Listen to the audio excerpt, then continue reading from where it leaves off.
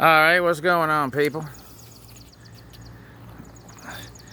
Just in case anybody's working on one of these 2574 International dump trucks, replacing a blower motor. There's no videos on it, and I don't know how many people are still fooling with these old things, but I am, and my blower motor is acting weird, and so it's up in here.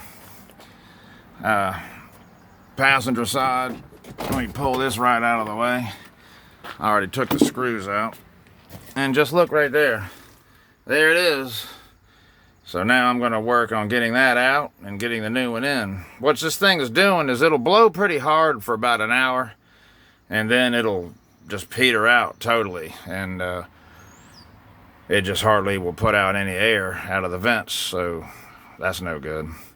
So I suspect that that's the original blower motor. This thing right here comes out of the way with that bolt right there. Is all it is. That's the only thing. I mean, maybe some number. There used to be a bolt. Looks like right there. It's missing. So I'll probably put one in there so it's a little better than like I found it.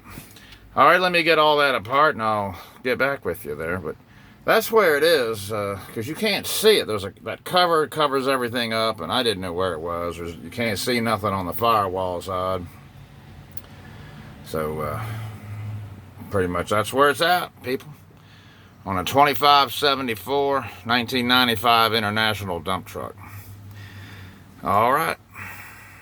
You can probably figure out how to do it from here, but I'll make a video when I get it all apart.